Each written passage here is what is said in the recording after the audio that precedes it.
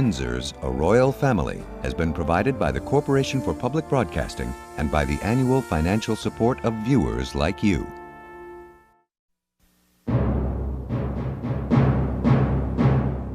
Like Windsor Castle, the family which took its name seemed ancient, imperishable.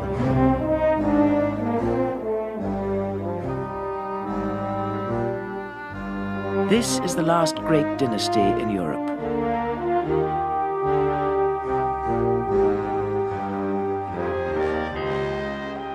Its rituals date back 1,000 years to the Saxon kings. There is an element of magic that binds the British to their monarchy. And a strong element of calculation. One of the ways in which the British monarchy has survived has been its capacity to reinvent itself from one generation to another, and has been the capacity of the British people to see in the monarchy itself as an institution different things at different times which have resonated with their ordinary lives and hopes and expectations. The royal family provides the British with a soap opera of sovereigns. One of the functions of the royal family in the minds of people is to be the continuing story of patent place. Birth, death, marriages. And of course, in that story, there is always somebody who's not actually behaving as they should be, or the dark princess, if you like. The story goes on. It is a story of powerful women and of men forced to wait a lifetime for the throne.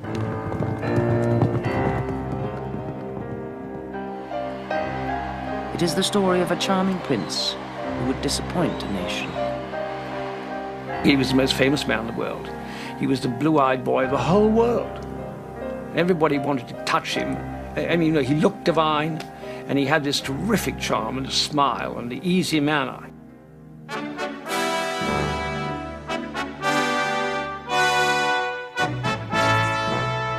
A charming prince who became king and was himself disappointed. It was very a painful moment, and I had to say, I'm afraid, sir, she is not going to have the privilege of being Royal Highness. And perhaps I shouldn't say it, it's too intimate. His Royal Highness burst into tears on my shoulder. My first word. It is the story of a king painfully shy, who became a symbol of World War II patriotism. A story of dedication and service.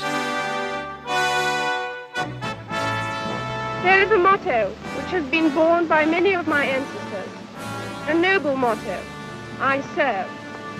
I declare before you all that my whole life, whether it be long or short, shall be devoted to your service and to the service of our great imperial family to which we all belong.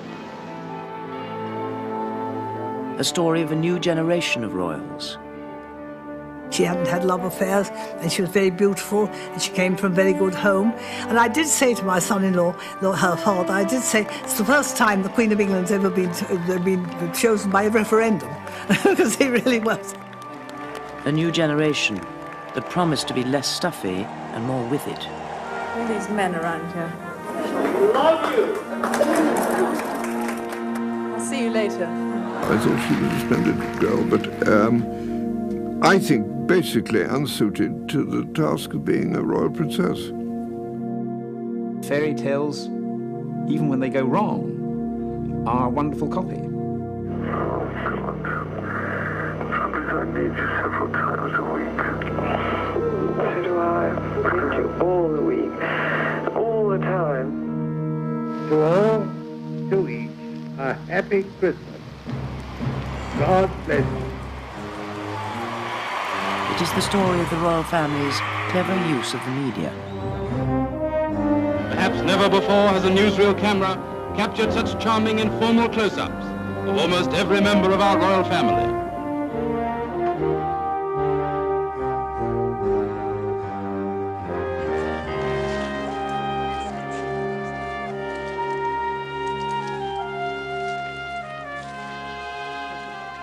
The first film about the royal family was one of the most skillfully executed propaganda exercises, which I certainly can remember. It was a masterstroke, a superb piece of public relations.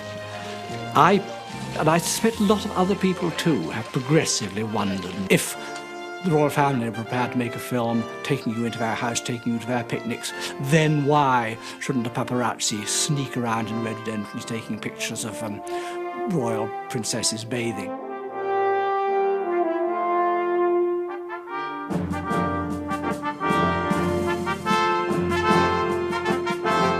I think it is the Queen that one's so desperately sorry for. It's difficult for her to understand somebody who doesn't have a sense of duty. Everybody thinks in a way, what fun to be the Queen if you can be the Queen for a day, but for a lifetime to have that life. Seeing what she looked upon as her own home go up in flames was devastating. And it came in a year when she'd had quite enough blows to withstand.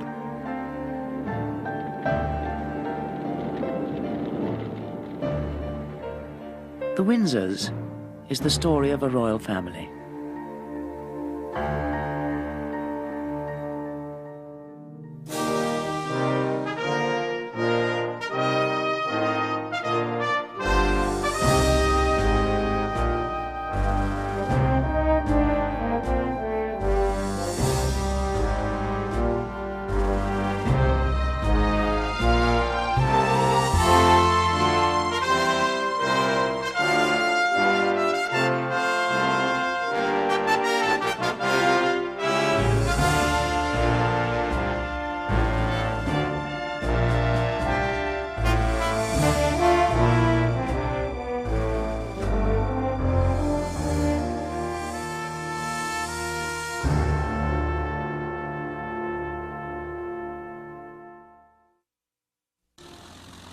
On January the 31st, 1952, King George VI bade farewell to his daughter, Princess Elizabeth, and her husband, Philip. Illness prevented him from making this trip to East Africa, the first stop on a Commonwealth tour.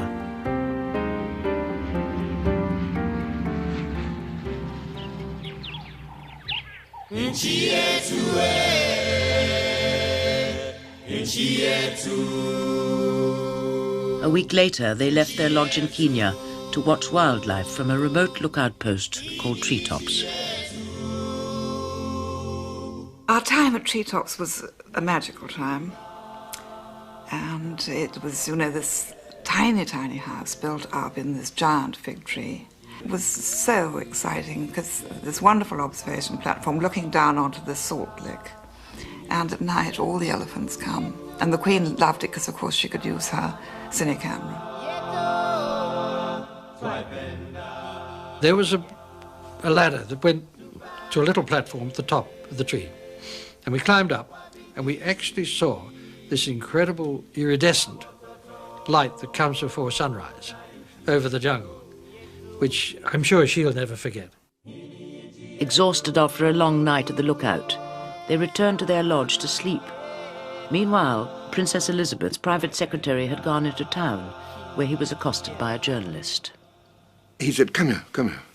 And so we went into the telephone booth together, and I remember he was trying to take a cigarette out of the pack with trembling hands. And he said, "The King's dead." Well, that was a shock, I can tell you. I noticed this radio on the shelf in the study, so very carefully closing the door as close as I could, I then switched up the radio very low and hunted around on it, and eventually I found the overseas wavelength of the BBC. This is London. It is with the greatest sorrow that we make the following announcement. It was announced from Sandringham at 10:45 today, February the 6th, 1952, that the King, who retired to rest last night in his usual health, passed peacefully away in his sleep earlier this morning. The BBC is now closing down for the rest of the day, except for the advertised news bulletins and summaries, shipping forecasts and gale warnings. So, switch off, I went round and woke Prince Philip up and told him. and it was his job to tell the Queen. Probably the worst moment of his life, to have to do that. And all he could say was, this will be a terrible blow. He took her out into the garden, and they walked up and down, slowly up and down the lawn, while he talked and talked and talked to her. After a short while, the princess came back, and so I went and gave her a hug. I mean, all one thought of was that her father's dead. She adores her father, and how sad. And really, it was only, you know, later on, one thought, my God, it's the king who's dead. And so I didn't even curtsy to her then. It was only later on, obviously, that I, you know, started curtsying to her properly like that. And then I did what I had to do, which is say, now the only question I have to ask you at this stage is, what do you wish to be called when you're on the throne? She said, oh, my own name, of course, Elizabeth. So I said, right, Elizabeth II. The high and mighty Princess Elizabeth Alexandra Mary is now, by the death of our late sovereign of happy memory, become Queen Elizabeth II, by the grace of God, Queen of this realm and of all her other realms and territories. From Australia to the Arctic, Elizabeth was proclaimed Queen. Her realm included 9 Commonwealth countries and a colonial empire around the globe.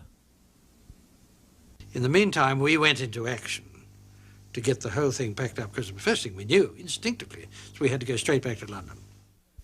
The Queen's secretary asked the press to respect her privacy and take no pictures as they prepared to drive to the airport.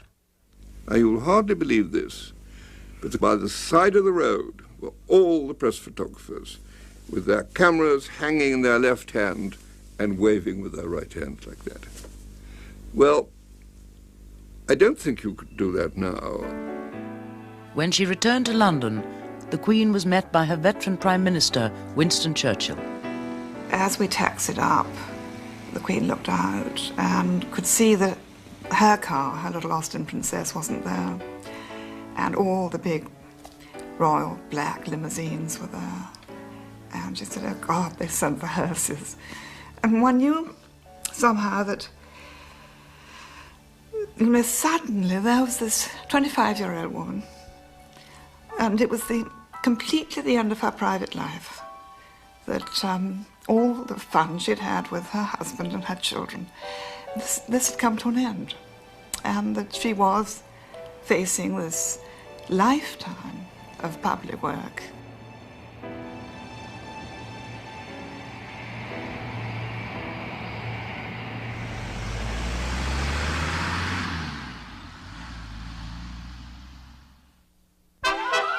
There was a sense in which the coronation was the kind of present for having done so well in the Second World War, and everybody was very hopeful and ardent and excited about a future which they believed would be as great as the past that had gone before. We sang songs like Rule Britannia and Land of Hope and Glory, and I think my own children now would find it very difficult to understand that sort of communal spirit in a crowd of that kind. And everyone felt this sense of a new Elizabethan age beginning with a queen who wasn't very much older than we were. Everybody had been starved not only of bread and meat and butter, but also of light and colour and excitement.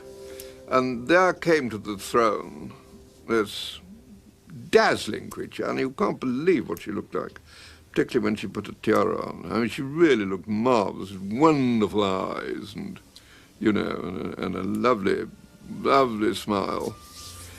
And a gallant, handsome consort. What more can you want?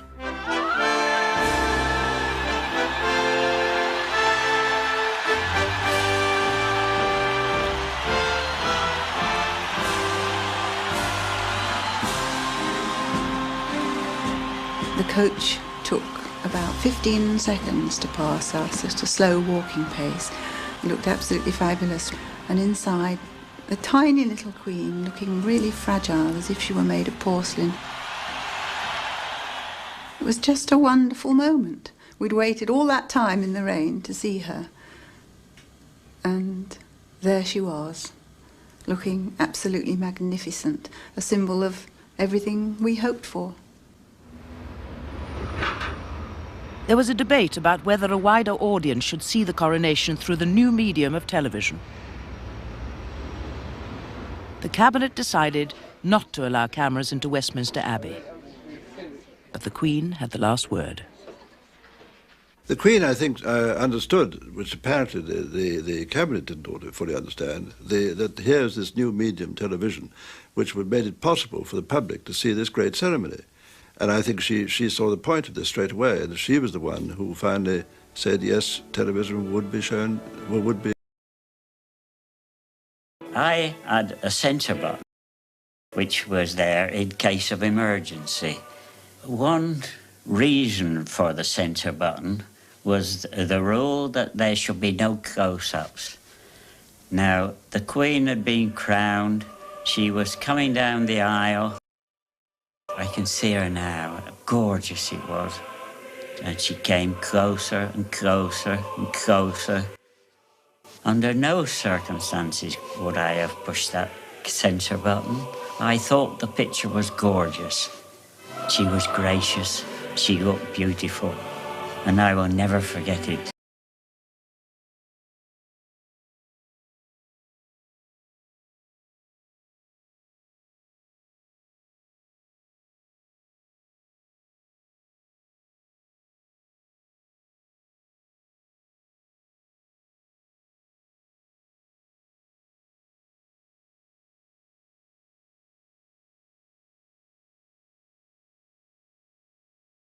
The coronation had all the magic of a fairy tale.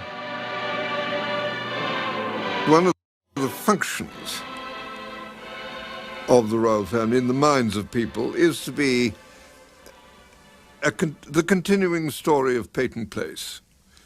The story goes on, and of course, in that story, there is always somebody who is not actually behaving as they should be. Or if you'd like to put it differently, in any archetypal situation, there is always the wicked fairy. Or the dark princess, if you like. I mean, the archetypal picture of the princess is with lovely golden hair, but her sister has black hair, doesn't she? And she is the subject of the moon, not of the sun.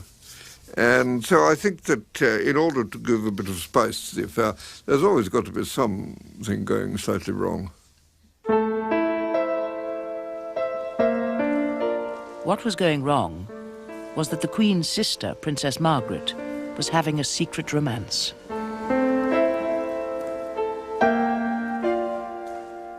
She was absolutely lovely, really lovely, enormous eyes, and absolutely beautiful. And she had great grace, and she really was outstanding. I think people forget now quite what glamour she did have. I mean, she had the same sort of star quality that the Princess of Wales has now got. The man she was in love with was Group Captain Peter Townsend, who was attached to the royal household. One's job was to be there to serve and to be on call. Often during evenings at Sandringham, there was a game of canasta. The Queen Mother, the Princess Elizabeth, and Princess Margaret, perhaps some other chap. And sometimes I was asked to join in. I'm not a man for indoor games, and I'm quite a stupid card player, but somehow I got inveigled into playing this game, which became a scream. You know, you're cheating or you're not, but always with gales of laughter. Peter Townsend travelled the world with the royal family. When Princess Margaret was 16, they all went on a long tour of South Africa.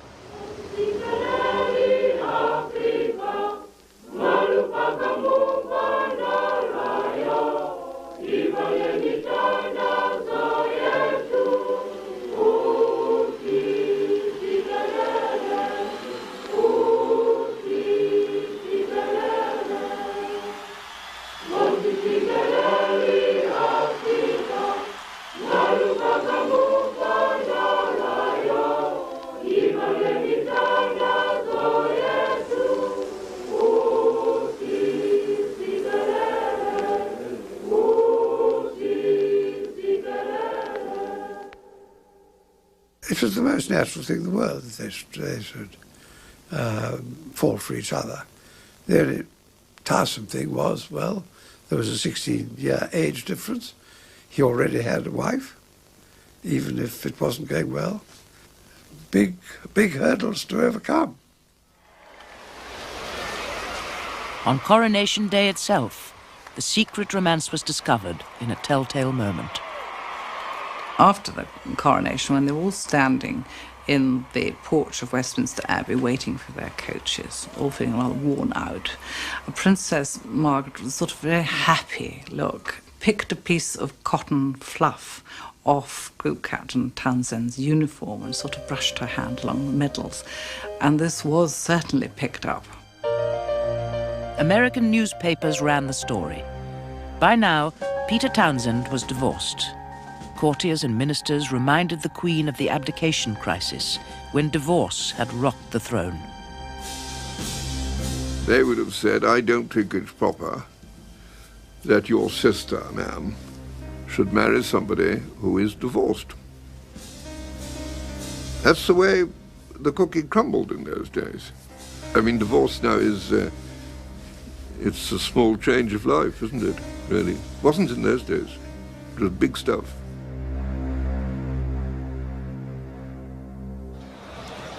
Townsend was banished to Brussels, where a new post was invented for him, air attaché. The timing was cruel. He was sent away while Margaret was on tour with her mother. Hoping that the romance would fade away, the palace told Margaret to wait 2 years, until she was 25, when she could marry without the Queen's consent. But Margaret's predicament worried the Queen. She was very protective to Princess Margaret, who was much more sort of fun-loving and, you know, in a way, more brilliant. She had got great natural gifts of she could have gone on the stage anytime she liked and been a huge success.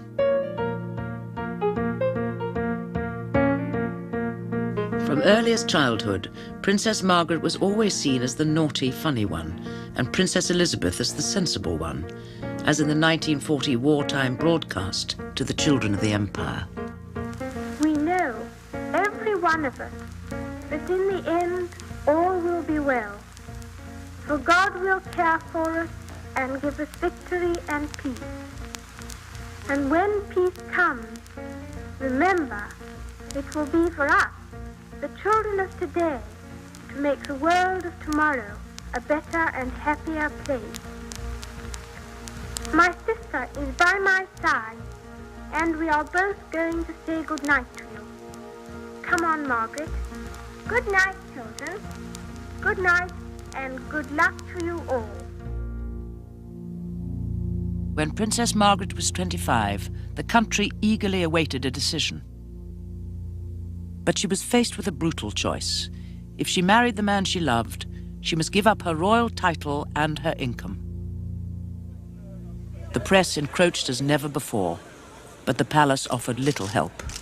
The press officer himself was a perfectly decent chap. All I remember his saying to me was, don't speak to the press. Well, it's not all that easy. I had to fight my own little battle. It was a great trial, of course, trying to keep more or less one's cool when being plied with questions and snapped with cameras.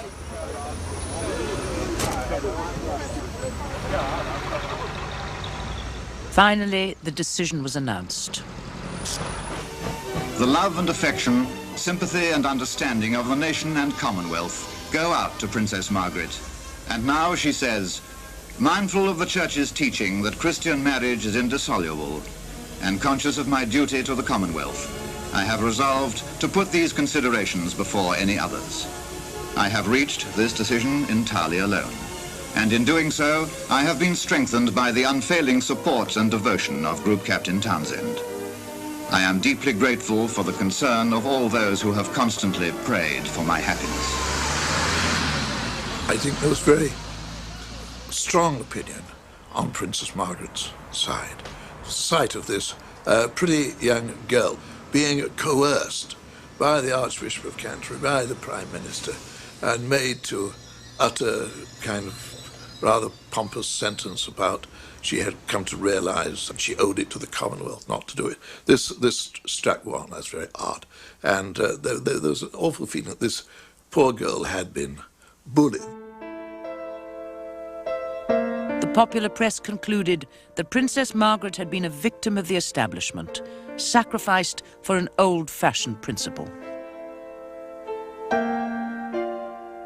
I don't think it's quite fair to say she was sacrificed, no. She may have sacrificed herself, but that's not quite the same thing. She was a bird born in a gilded cage, so to speak. She was born into that life of what most of us would see as a very captive sort of life, and I think that she would have found it very difficult to live as an ordinary person. They've never had to sort of do their own shopping. They've never had to do any of the, take their clothes to the cleaners. They've never had to do any of the ordinary things. I think giving up that marriage was tragic, really, and was a cause of enormous sadness in her life. And that since then things have changed so much that it wouldn't matter one little bit today. She was full of vitality and full of the joys of life. It was a personal tragedy for her.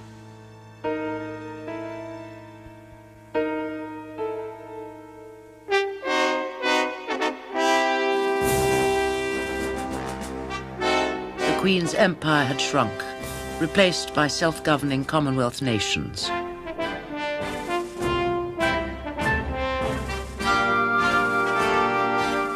She delighted in her duties as head of the Commonwealth.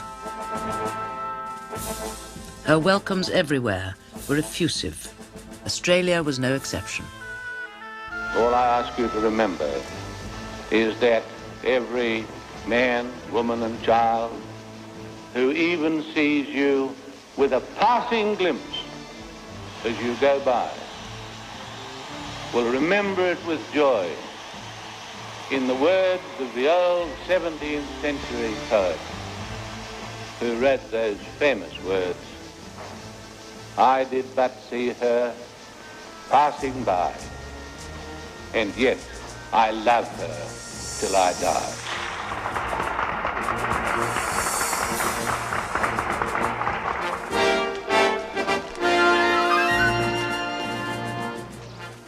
But behind the pomp, there were problems. Prince Philip had expected to become an admiral. Instead, he found himself trailing 3 paces behind his wife. He used to say, you know, I'm neither one thing nor the other. I'm nothing. But whether he really meant that, I think it's just frustration, a lot of it. After all, Prince Philip was basically a man. And he was a big man. And he was a man's man, too. I think there must have been moments when it would have been pretty heavy for him to take.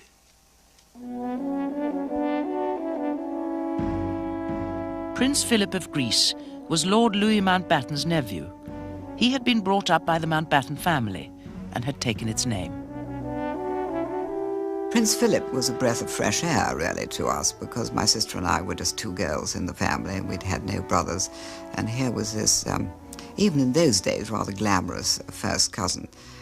Although he was Prince Philip of Greece, he was certainly far from being dark and swarthy. He was a blue-eyed blonde, and therefore a sort of Viking appearance.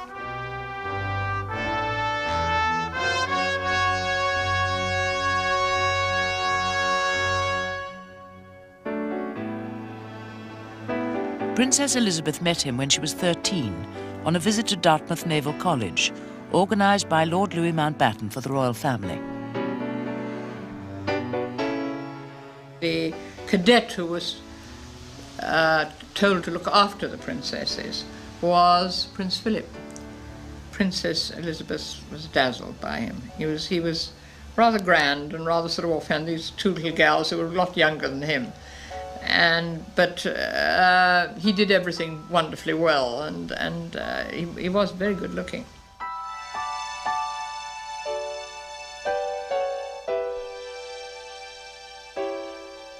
When they finally left, he followed them in a little sailing boat. He zigzagged up and down the River Dart after them, waving. I think from then on, he was the young man in her life. We've all had young men in our lives at that moment, but she was being very single-minded and very determined, never changed. I'm sure Lord Louis Mountbatten was delighted about it, and I'm sure he must have fostered it. Mountbatten was a passionate plotter. He loved conniving, fixing things, pulling strings. He did so with the most transparent, small, boyish obviousness. In 1946, Mountbatten organised his elder daughter's wedding, where Princess Elizabeth and Prince Philip were thrown together again. Hearty cheering accompanied every car through the town. Meanwhile, at the entrance to the Abbey, Prince Philip of Greece waits to escort the royal family from their car. Princess Elizabeth and Princess Margaret, both acting as bridesmaids, wore very attractive, full-skirted dresses of pale blue.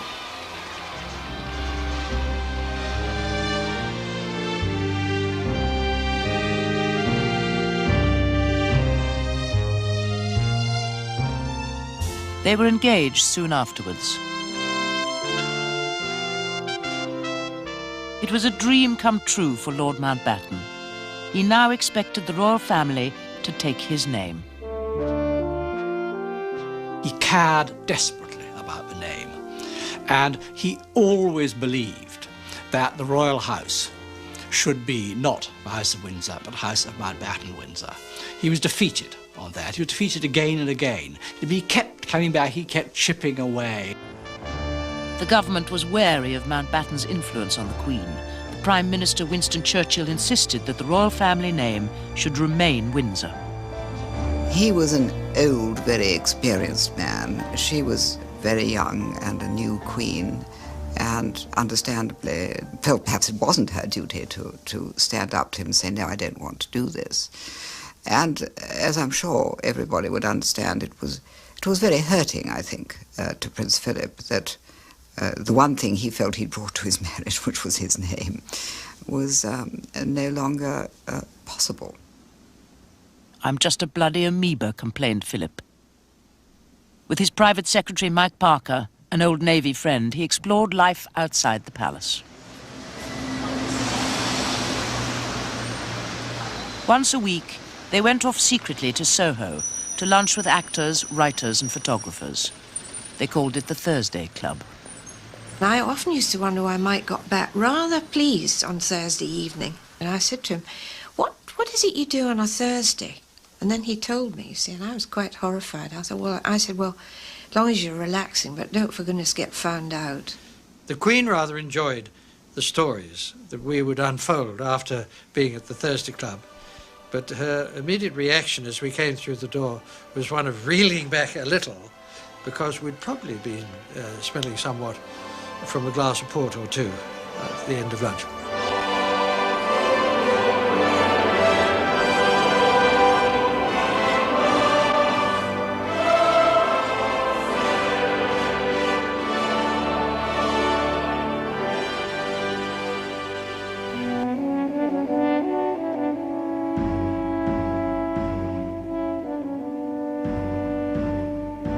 In 1956, Prince Philip, still looking for a role, went off on a 6-month world tour accompanied by Mike Parker.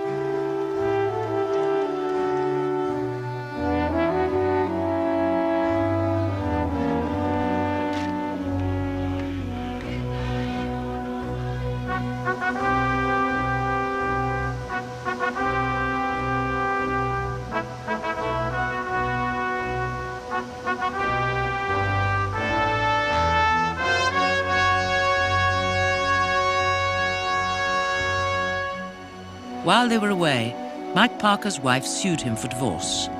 The press seized the opportunity to imply that Prince Philip's marriage was also on the rocks because of his long absence. The palace acted immediately to keep the royal family away from scandal. Mike Parker had to go. As I descended steps from the aircraft, I saw a chap from the palace, the household, who told me that a press conference had been arranged. I was so pleased to see a friendly face and so on. And then I was absolutely stunned when he looked at me and he said, well, from now on, you're on your own.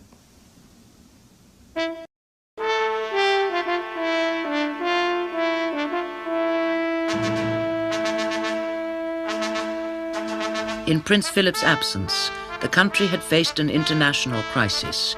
Egypt nationalized the Suez Canal Company. In response, Britain and France invaded the canal zone.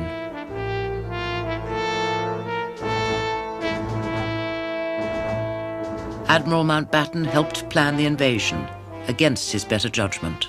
Mountbatten was passionately and almost publicly opposed to Suez. He wrote 2 letters of resignation.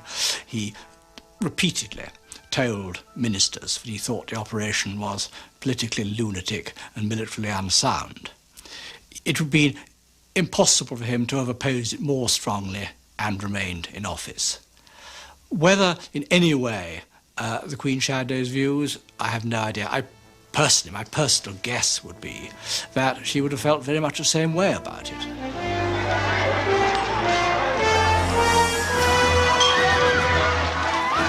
The country was divided over Suez and humiliated when Britain was forced to withdraw. Suez bred a mood of national self-doubt, which extended to the role of the Queen, symbol of the new Elizabethan age.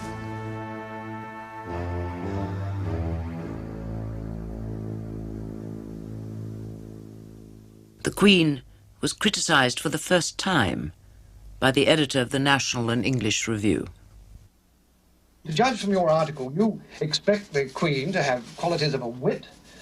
You would like her to be a better orator. You would like her to be a TV personality, in addition to being a diligent, dutiful and devoted monarch and a mother. All I would like to see is the Queen's own character coming through. And I know that if her character is allowed to come through, the effect will be terrific. The effect at the moment is frankly not terrific, and that's not a criticism of her, that's a criticism of the way the thing is organised. As I was leaving the building after the interview, an elderly man, no doubt a good deal younger than I am now, but he seemed to be very elderly at the time, approached me and gave me a real wallop on the side of the face. My article was regarded by an enormous number of people as virtually high treason. I felt that something had to be done about it. I realised that Prince Philip could not do it himself or any other member of the royal family. Happy Christmas. 25 years ago, my grandfather broadcast the first of these Christmas messages. Today is another landmark. In an effort to make the Queen more accessible, the palace televised her Christmas message. Homes on Christmas Day. My own family often gather round to watch television, as they are at this moment. And that is how I imagine you now. I very much hope that this new medium will make my Christmas message more personal and direct. Things really didn't change at all in the royal household and in the royal routine. In what was advertised as being a great new age. I mean, the propaganda hype at the time was this was a great new age, new Elizabethan age, all that sort of thing. Nothing new was happening at all. Despite more exposure to the cameras, the Queen and her growing family seemed out of touch with the modern world. It must be incredibly difficult for someone as hedged in by protocol, by rules, by manners, to see anything of the real world. You can be told about it, but to watch its view of you changing and to evaluate that and to know how much you ought to adapt to that, that must be incredibly hard. And there, of course, you need very far-sighted advisors. You need people of real perception, not easy to find.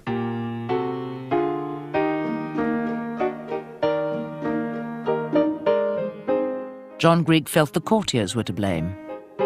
I think the grain of truth was that I think that we were a bit stuffy. You know, tweedy was the word John used. Tweedy. Tweedy was the word. Quite a clever word.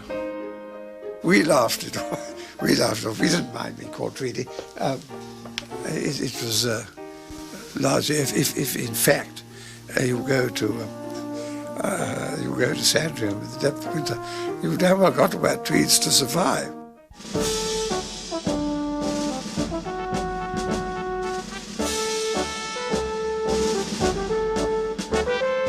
Princess Margaret was moving with the times. She had married a society photographer, Tony Armstrong-Jones.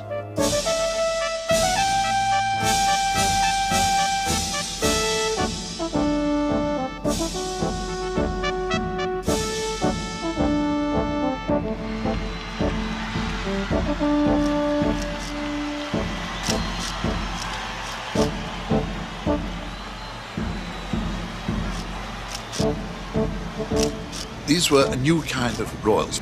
They had far more contacts, but among writers and artists, designers, and so forth. Not among stuffy courtiers. And they looked freer, and they became the new family model of fast-traveling, hard-working, affluent, high-spending young people. The Queen was greeted by her cousin, Earl Mountbatten of Burma, who also welcomed his nephew, Prince Philip. They had come to see the preview of a visual autobiography of the life and times of Lord Mountbatten.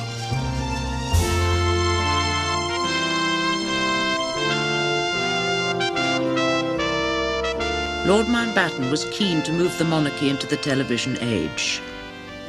His son-in-law later suggested making a documentary about the private life of the Queen and her family. It was really felt by a lot of people, our friends and people in the family, that unfortunately it was sad that the country didn't realize what type of people they were, the Queen and Prince Philip and her children. Most particularly, I think, the Queen, who was rather seen as a figurehead and not known, sort of not understood, I don't think, by the public.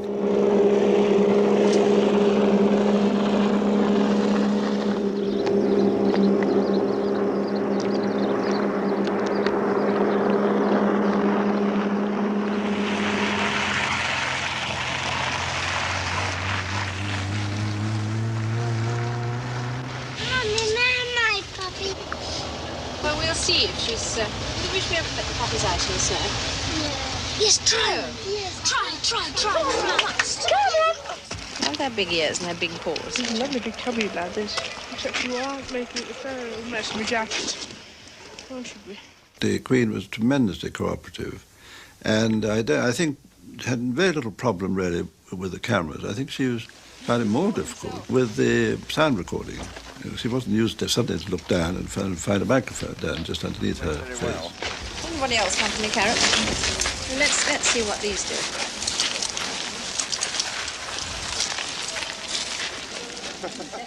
The first film about the royal family was one of the most skillfully executed propaganda exercises which I certainly can remember. I certainly at the time would have said that it was a masterstroke, a superb piece of public relations. And I suspect a lot of other people too have progressively wondered more and more whether in the long run it was a sensible thing to do. But if the royal family are prepared to make a film taking you into their house, taking you to their picnics, then why shouldn't the paparazzi sneak around in rhododendrons taking pictures of royal princesses bathing? But they were fair game, and I think you could argue that that film symbolised the launching of the royal family down a long and very dangerous descent.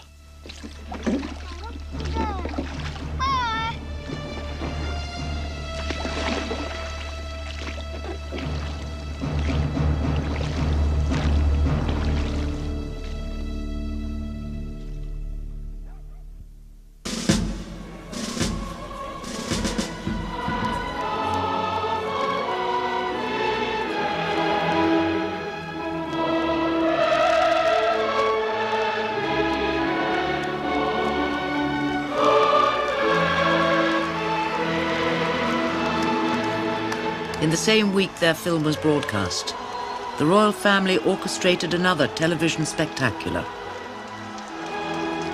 In an ancient castle in Wales, Prince Charles was formally invested as Prince of Wales.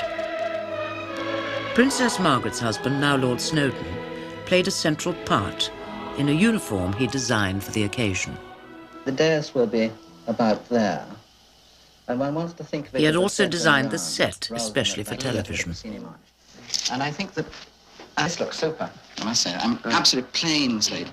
But the important thing about the dais is so that cameras can come in from behind and from in front.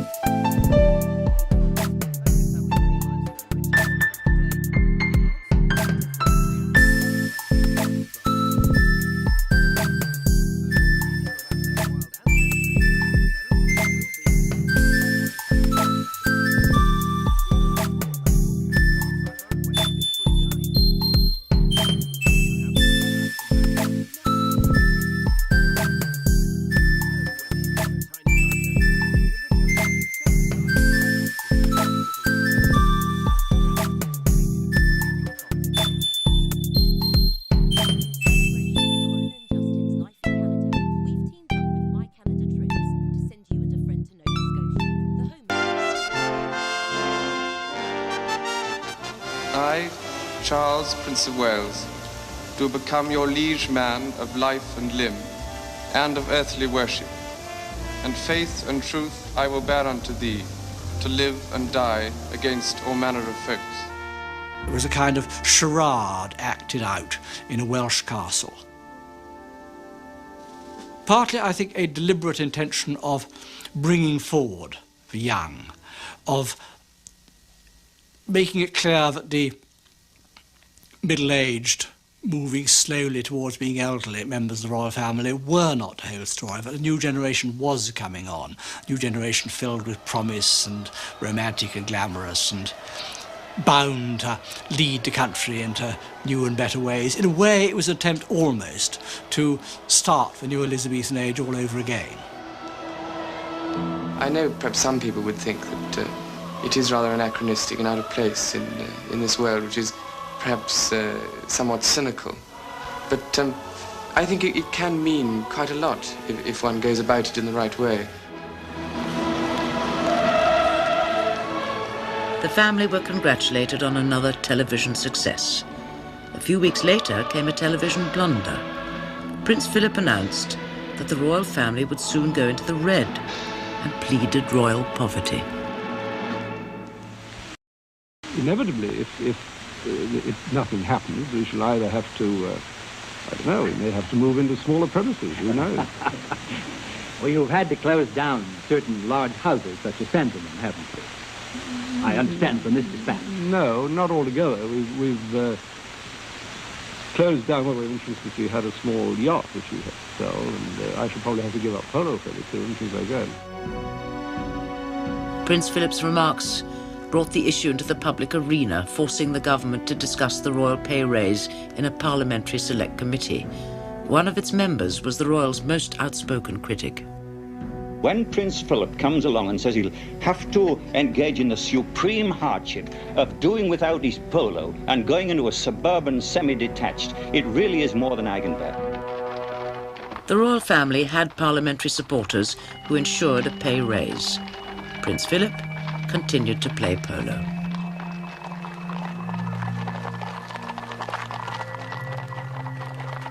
Over the years, the debate over supporting the royal family continued, but the tone of the press grew more cynical.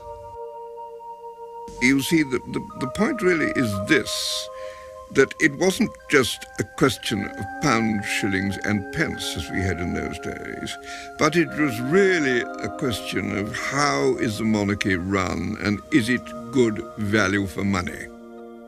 Princess Margaret, critics complained, did not give value for money. In 1976, she appeared on the front page of the News of the World, on holiday in Moustique with her friend Roddy Llewellyn. This drove the palace to announce her separation from Lord Snowdon. When the Snowdon marriage broke up, I think the dream family began to shatter. That was the first of them. I mean, it looks very tame now because the others have gone so spectacularly public. Private Eye had a cover at the time of the two of them sitting in a car, and Margaret was saying, "What's all this about us rowing in public?" And he was saying, "Shut up, you bitch, and keep smiling." 25 years after she had been denied permission to marry a divorced man, Princess Margaret herself was divorced, and she had become the first casualty of a new critical mood. I don't think there's any doubt that from the late 1970s, we have, in a sense, moved into a new world for the monarchy, a harsher world, a less happy world, a less deferential world. We can see a growing sense of anxiety about the British nation, about the British economy, about Britain's place in the world.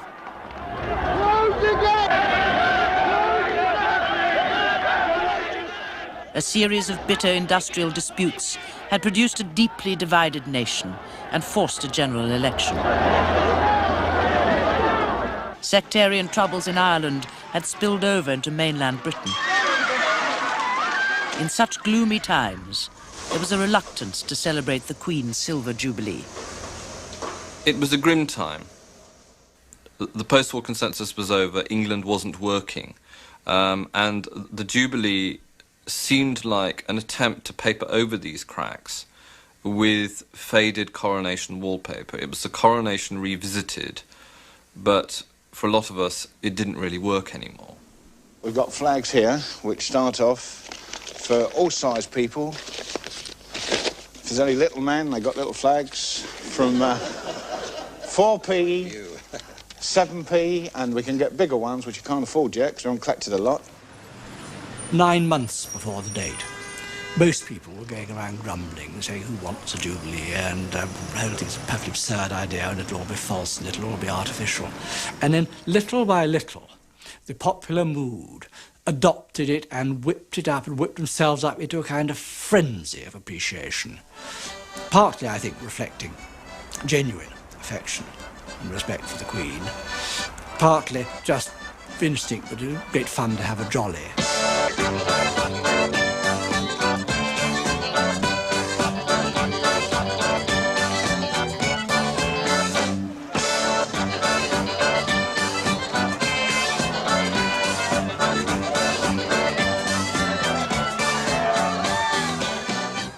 The Queen saw it as a momentous time because it was really the first time she realized the affection in which she was felt. And it made her feel incredibly humble. Why? What have I done to deserve this? Because I've only just done my duty.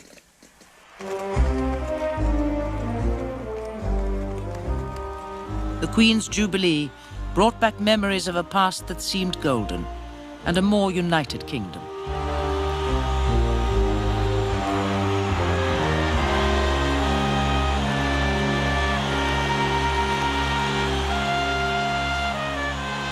But this was a different nation now. 2 years later, its divisions struck at the heart of the royal family itself.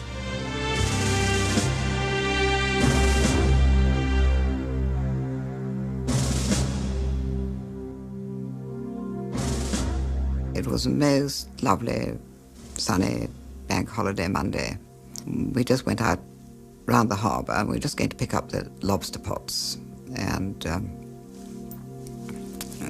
the IRA had obviously been sitting, watching us all getting into the boat, these old people and these children. And they just waited till they thought it was a suitable moment and set off the bomb that had been planted in the boat. The bomb was found under the engine, and so as my father was driving, he was killed instantly. The boat was blasted to smithereens, and so many of the bits of wood were found in my sister's skin, even in her eyeballs. They could tell it was a green wooden boat, and you'll see all these bits of green wood coming out of her later. He went out like a shooting star, and I think that's the way he perhaps would have chosen. Perhaps not by an IRA bomb, but I mean, that sort of a death.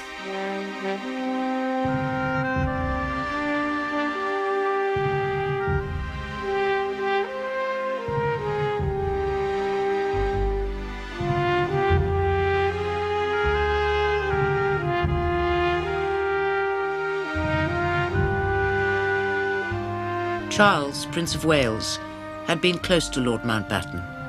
His great-uncle's death left the heir to the throne dangerously adrift.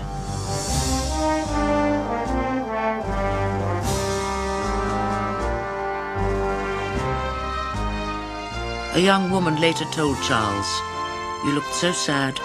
It was the most tragic thing I've ever seen. My heart bled for you." That young woman's name was Diana.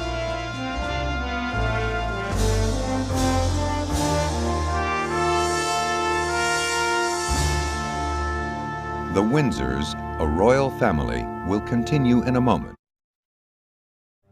You can purchase The Windsors on video for $29.95 plus shipping and handling. To order this